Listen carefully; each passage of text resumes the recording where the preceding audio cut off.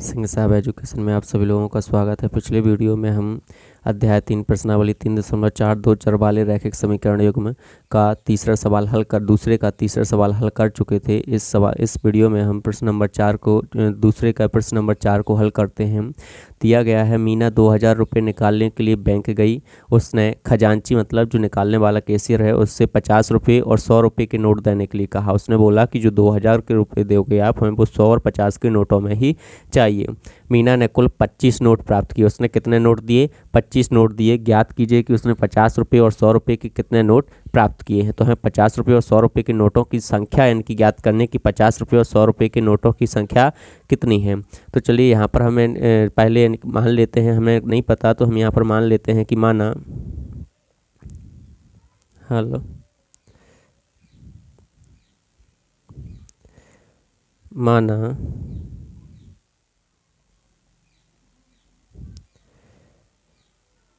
50 रुपये के नोटों की संख्या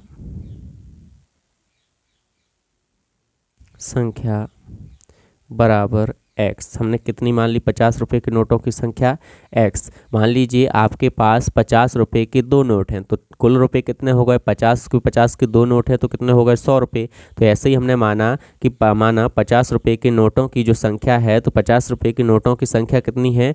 x है। तो यहाँ पर कुल रुपये कितने हो जाएंगे? कुल रुपये 50 रुपये के जितने भी नोट हैं उनसे कुल रुपये कितने हो जाएंगे? कुल रुपये बराबर 50 गुणित x। तो यहाँ पर कितने हो गए? वो 50x। कितने हो जाएंगे? 50x। कितने रुपये हो गए? तो 50 रुपये के अगर x नोट दिए उसने तो कुल रुपये कितने हो गए? 50x। तथा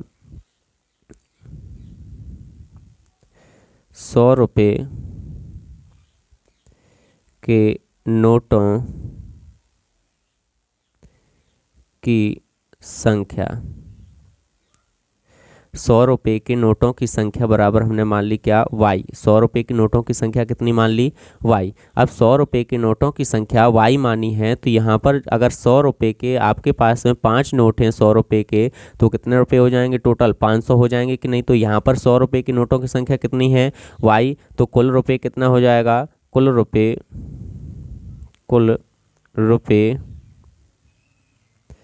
कुल रुपये बराबर 100 गुणित कितना? y। तो बराबर में कितना हो जाएगा? 100y।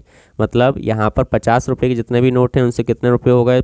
50x। और 100 रुपये के जितने भी नोट हैं उनसे कितने रुपये हो गए? 100y। और टोटल मिलाकर उसको कितने रुपये मिल गए हैं? इस प्रकार 100 और 50 के मिलाकर कितने रुपये मिल गए हैं? 200 रुपये। तो यहाँ पर हम लिखेंगे प्रश्नानुसार यहाँ पर 50 रुपये के मतलब 50 रुपये के नोटों की संख्या के लिए हैं, तो कितने रुपये ले हो गए टोटल उसके पास में? x। 50 रुपये के नोटों की संख्या x है, तो कुल रुपये कितने हो गए? 50x। तो 50x और प्लस यहाँ पर 100 रुपये के नोटों की संख्या में लिए हैं, तो 100 रुपये के नोट अगर y हैं तो कुल रुपये कितने हो गए? 100y। कुल रुपये कितने हो गए? 100y बराबर यहाँ पर कितने यानी कि टोटल रुपये कितने हो गए? उसको दोनों मिलाकर 50 और 100 रुपये के नोटों में दोनों मिलाकर कितने रुपये हो गए उसको पास में? 2000 रुपये। चलिए इसको समीकरण को थोड़ा सा छोटा कर लेते हैं। तो यहाँ पर दोनों पक्षों में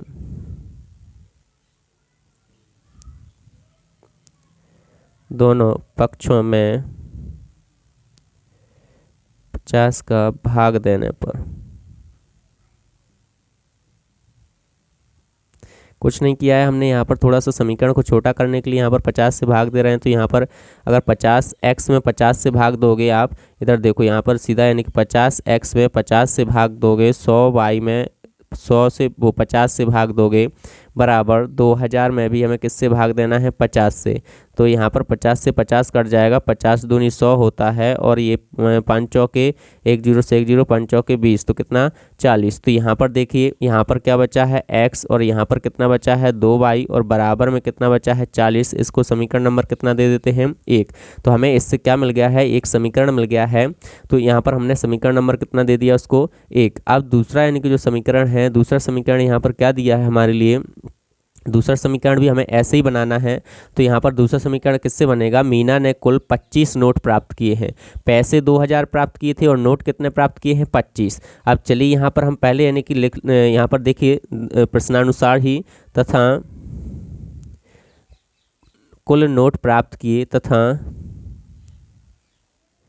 कुल नोट प्राप्त किए बराबर कितने प्राप्त किए हैं? 25। अब इस 25 नोट प्राप्त किए हैं। इन 25 नोटों में पता नहीं है कि 20 नोट यानी कि 100 के हैं कि 5 नोट 50 के हैं, ये हमें पता नहीं है। लेकिन हमारे लिए ये पता है कि जो 50 रुपये के नोटों की संख्या हमने कितनी मानी है? एक्स की। एक्स 50 रुपये के कितने नोट प्राप्त किए उसने? एक्स। और 100 रुपये के कितने नोट प्राप्त किए हैं? वाई। और टोटल उसको कितना मिले हैं? 25 नोट मिले हैं। तो ये हमारा समीकरण नंबर कौन सा हो गया? 2। ये हमारा समीकरण नंबर हो गया 2। अब समीकरण 1 और 2 को हम क्या करेंगे? विलोपन विधि से हल करेंगे। तो चलिए यहाँ पर विलोपन विधि से हल करेंगे समीकरण 1 और 2 को। समीकरण 1 और समीकरण 2 को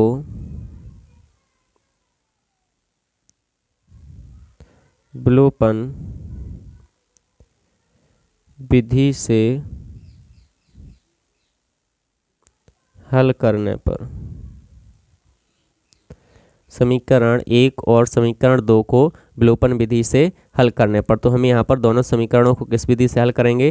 विलोपन विधि से हल करेंगे। तो जो हमारा पहला समीकरण है वो है x प्लस के 2y बराबर में कितना है? 40। और दूसरा समीकरण है हमारा x प्लस के y बराबर में कितना है? 25। अब यहाँ पर हम विलोपन विधि से हल करेंगे तो यहाँ पर चिन्ह पलट देंगे। ये किसका है? प्लस का है तो माइनस का हो जाएगा, और ये भी प्लस का है तो किसका? माइनस का। और ये भी हमारा किसका है? प्लस का है तो ये भी किसका हो जाएगा? माइनस का। तो x से x कट जाएगा क्योंकि एक x प्लस का है और एक x किसका है? माइनस का। अब 2y में से 1y जाएगा तो 1y बचेगा, बराबर यहाँ पर 40 में से 25 जाएगा तो कितना बचेगा?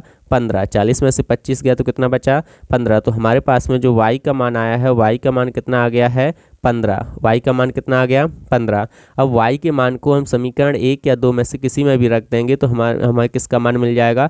x का मान मिल जाएगा। तो चलिए हम समीकरण 1 या 2 में से एक किसी में मान रखते हैं। तो यहाँ पर हम लिखेंगे समीकरण 2 में रख दो, कोई दिक्कत नहीं, कि जिस चाहे में आप रख सकते हो। समीकरण 2 में y का मान रखने पर, तो यहाँ पर हमने समीकरण 2 में किसका मान रखने पर? y का मान रखने पर। तो समीकरण जो हमारा 2 है, समीकरण 2 क्या है? पहले हम उसको लिख लेते हैं। x प्लस के y बराबर में कितना है? 25। ये हमारा कौन सा है? समीकरण 2 है। अब यहाँ पर y की जगह हमारा मान जो निकला है, y का मान कितना निकला है? 15। तो y की जगह कितना रखेंगे? 15 बराबर में यहाँ पर कितना है? 25। तो यहाँ पर 25 ही लिख देंगे। यहाँ पर प्लस का 15 है, बराबर के उस साइड जाएगा, किसका हो जाएगा? माइनस की संख्या हो जाएगी। माइनस की कितना हो जाएगा? 15। यहाँ पर माइनस की कितना हो जाएगा? 15। तो x बराबर 25 में से जब 15 जाएगा आपका तो कितना बचेगा? 10। 25 में से 15 जाएगा तो कितना बचेगा? 10। हमारे पास में x और y दोनों के मान निकल आए हैं। अब हम इनको लिख देंगे। अतः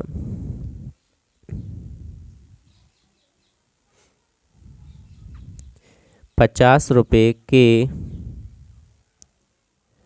नोटों की संख्या x बराबर कितनी? x मानी थी ना, तो x बराबर कितनी निकल आई? 10। तथा 100 रुपये के नोटों की संख्या y बराबर कितनी निकली है? 15। तो यही यानी कि हमारे क्या हो जाएंगे और आंसर हो जाएगा। यहाँ पर 100 रुपये के नोटों की संख्या कितनी निकली है? 15। तो हमने पहले क्या किया? कुछ नहीं, पहले 50 रुपये और 100 रुपये के नोटों को की संख्या को मान लिया था, और फिर नोटों की संख्या को मानकर उसने 2000 रुपये प्राप्त की। तो कुल मिलाकर 2000 वाला एक समीकरण हमें उससे मिल गया था, और दूसरा समीकरण कुल नोट कितने प्राप्त किए थे उसने? 25। तो हमें यहाँ पर एक समीकरण x प्लस के y बराबर कितना मिल गया था? 25। और उन दोनों को विलोपन विधि से हल करने पर हमारे लिए 50 रुपये के नोटों की संख्या और 100 रुपये के नोटों की संख्या प्राप्त हो गई है। तो चलिए यहाँ से इनकी ये वाला आपको वीडियो पसंद आया हो तो लाइक कीजिएगा, शेयर कीजिएगा, सब्सक्राइब कीजिएगा और अपने दोस्तों के साथ अधिक से अधिक शेयर करें और कमेंट बॉक्स में हमें कमेंट करके ज़रूर बताएं कि आपको हमारे वीडियो कैसे लगते हैं। Thank you.